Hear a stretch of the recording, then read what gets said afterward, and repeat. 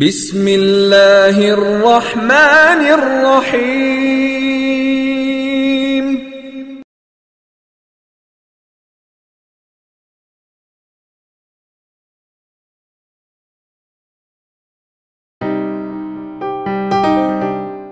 یہ کتاب ہے ہندوستان سے پاکستان۔ اس کے مصنف جو میں ڈھونڈ نہیں پایا ایک عرصے سے، سنا ہے کہ وہ اس دنیا میں نہیں رہے، اللہ ان کی مغفرت کرے، ان کو اپنے قریب رکھے۔ یہ بہترین انہوں نے کام کیا، یہ کتاب لکھی، اور میں خوش نصیب کہ انہوں نے ذاتی طور پہ مجھے اس کتاب کا ایک نسخہ دیا۔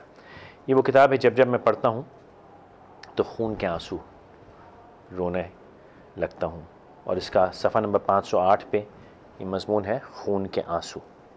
اس کے اوپر لکھتے ہیں کہ آج سے 22 برس پیشتر بر صغیر کے سٹیج پر انسان نما بھیڑیوں نے جو ناٹک کھیلا، اسے دیکھ کر انسانیت خون کے آنسو رونے لگی۔ اہل درد کا اس صورتحال سے متاثر ہونا لازمی تھا۔ اردو زبان میں اس موضوع پر بے شمار افسانے، آپ بیتیاں اور ناول لکھے گئے جو ان خونی مناظر کا رد عمل تھے، جو ان دنوں قریہ قریہ شہر شہر دیکھنے میں آئے۔ ان تحریروں کے یہ اقتباسات غیروں کی درندگی سے اپنوں کی بے حسی تک ساری رودات بیان کر رہے ہیں۔ لہو سے رنگی ہوئی یہ تصویریں دیکھیے اور سوچئے ہم نے اتنی قربانیاں دے کر یہ ملک کس لیے حاصل کیا۔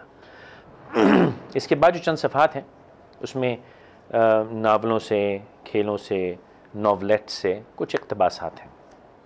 یہ وقتاً فوقتاً ہم آپ کی خدمت میں پیش کریں گے، لیکن ایک اقتباس کرشن چندر کے ناولیٹ سے ہے، میں تیری بہن آں، میں یہ آپ کی خدمت میں پیش کرتا ہوں۔ کہتے ہیں کہ پیپل کے ایک تناور درخت کے نیچے ایک لمبا سا کیو یعنی کہ قطار لگا تھا۔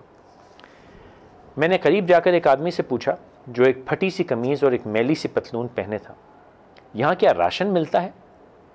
وہ نوجوان ہنسا اور بولا، ہاں یہاں سیکس کا راشن ملتا ہے۔ میں نے کہا کیا مطلب؟ وہ بولا ایک مسلمان لڑکی ہتھے چڑھی ہے، ہم لوگ اس کی بے عزتی کر رہے ہیں۔ میں نے سامنے کی کیو میں کھڑے ہوئے لوگوں کو گنا، مجھ سے آگے 25 آدمی تھے۔ دیکھتے ہی دیکھتے میرے پیچھے 15 آدمی اور آ کے کھڑے ہو گئے۔ یہ کیو کب تک رہے گا؟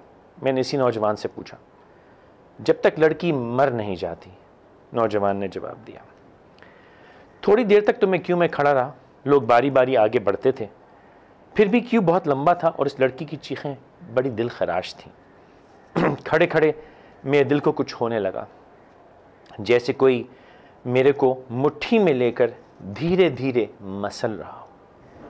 واقعی اس لڑکی کی چیخیں بڑی دردناک تھیں۔ وے پراواں میں تیری بھیਣ ہاں، وے ویرا میں تیری بھیਣ ہاں۔ میں نے اپنے دونوں کانوں میں انگلیاں دے دیں اور وہاں سے بھاگ کھڑا ہوا۔ وہ پھٹی قمیض والا نوجوان اپنی میلی پتلون سہلاتا ہوا زور سے قہقہہ مار کے بولا، بزدل۔ یہ واقعہ سن 47 کا ہے، لیکن اگر آج کے ہم اخبارات اٹھا کے دیکھیں، آج کی خبروں پر نظر ڈالیں، ہمارے بہت سے شہروں، گاؤں، قصبوں میں ایسے واقعات ہوتے رہتے ہیں۔ ہماری بچیاں چھوٹی چھوٹی، ان کے ساتھ یہ زیادتی ہوتی ہے۔ کبھی ہم کسی جوان بچی کا ذکر سنتے ہیں، کبھی ہم 2، 3، 4 سال کی بچی کے بارے میں سنتے ہیں، کبھی ہم، اور میں یہ نہیں کہ کسی گاؤں قصبے میں ہو، کراچی جیسے شہر میں، لاہور جیسے شہر میں ہم یہ خبریں سنتے ہیں کہ ایک 4 سالہ بچی، 3 سالہ بچی، 2 سالہ بچی کی لاش کچرا کنڈی سے ملی، جس کے ساتھ اجتماعی زیادتی کے نشانات ملے یا زیادتی کے نشانات ملے۔ وہ تو دشمن تھے اور ان کا مقصد مسلمان کی روح توڑ دینا تھا۔ وہ تو نہ جانے کس چیز کا بدلہ انسانیت سے لے رہے تھے۔ چلیں وہ بات پرانی ہوئی، اس کو چھوڑیں۔ آج کیا مسئلہ ہے؟ آج یہ بربریت، یہ وحشی پنا، یہ روح کی پستگی آج ہمارے اندر کیوں ہے؟ آج تو ہم سب ایک آزاد قوم ہیں، ایک آزاد ملک ہیں، اور جس طرح اس نے کہا کہ ایسا لگ رہا تھا کہ کوئی میرا دل دھیرے دھیرے مسل رہا ہو، تکلیف کیا مجھ کو اور آپ کو یہ خبریں پڑھ کے تکلیف نہیں ہو رہی؟ ہمارا دل لرز نہیں رہا؟ کیونکہ اگر دل لرز رہا ہے، درد ہے، تو پھر میری اور آپ کی چیخ کیوں نہیں نکل رہی؟ کیوں میں اور آپ اٹھ کے نہیں کہہ رہے کہ بس کرو یہ ظلم، بس کرو انسانیت پہ یہ ظلم، بس کرو اپنی ہی بچیوں پہ یہ ظلم؟